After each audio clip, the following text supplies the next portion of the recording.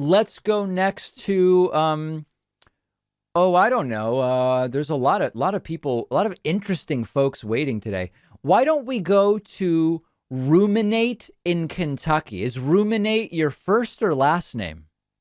It is just my stage name. Okay. I'm just kidding. David, man, I appreciate you taking the call. And can you hear me well? I can hear you beautifully.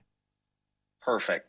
So I'm a big fan of the show. I was introduced to you during the pandemic, Okay. and you and like Brian Tyler Cohen and a bunch of others, you helped get me through it. So I appreciate all that you do.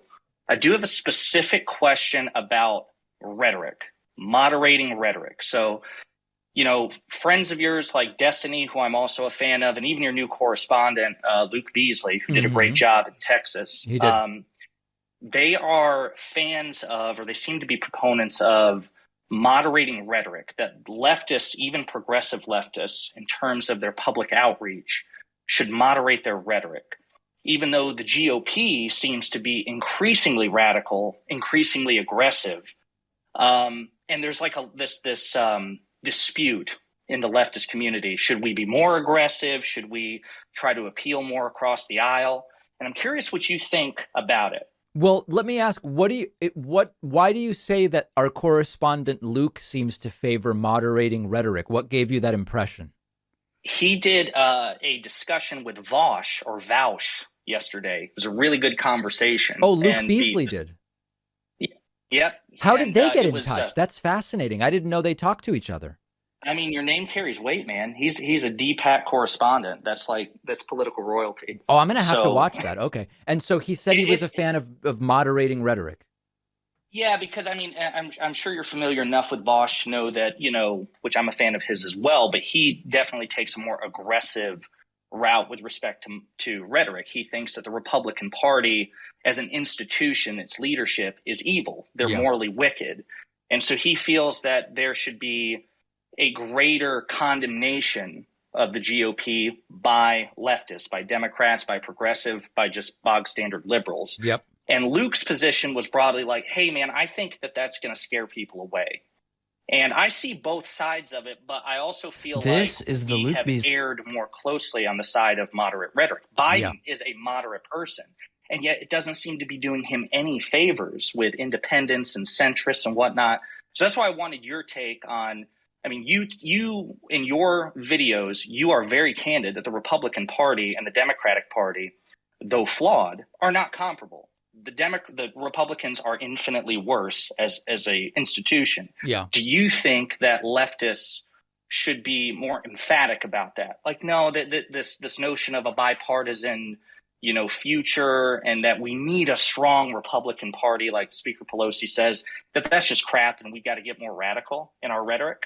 So here's my view. I don't think that it should be one thing or the other for contrived reasons of optics or strategy. I think that we should just be really clear about calling things as I see them. So I can't speak for anybody else's perspective. My perspective is I'm not going to artificially use milder or more extreme rhetoric just for the reason of how it will look. I'm going to describe things in the way that I think they are and with the language that I think is most appropriate. And when I'm talking about radical, repugnant, lunatic Trumpists, that's Right. what I'll call them. I won't say anything that's more moderate or more extreme than what I see them as being.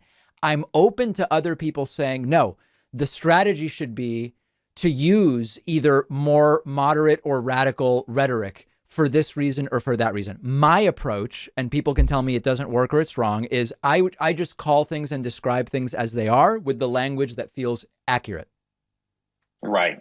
Fair enough. And then one last thing I just want to say, I think that you're probably your standout quality on your show is you are a superb interviewer. So I was going back and watching your interviews with Tim Pool and Michael Knowles and Sam Harris and that recent one, Trigonometry. Yep. I guess my last question is, do right-wingers or more centrist figures, like, because Sam Harris isn't a right-winger, but he is certainly more centrist, I think, Sure. than many others, do they avoid interviews with you, or like, do you reach out to people often to have those sorts of incisive Q's and A's, and do they do they take you up on the offer? It's a Or mix. We reach out to tons of people all the time, and there's no rule.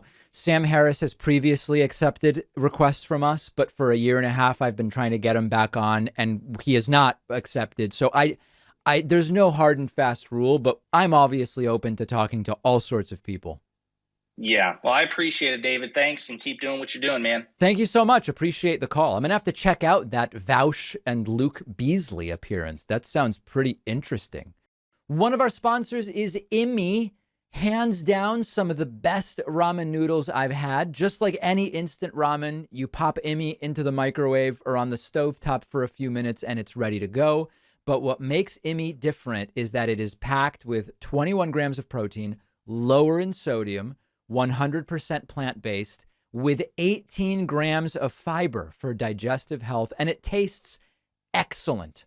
So many of the other ramens are bland, simple, artificial. Immi uses high-quality ingredients and recipes. You get a zing of flavor I've never had with any instant ramen. Immi comes in amazing flavors like spicy beef, tom yum shrimp, and black garlic chicken. If you try Immi and don't love it, you get your money back. You'll get $5 off when you go to immieats.com/Pacman and use the code Pacman at checkout. The link is down below.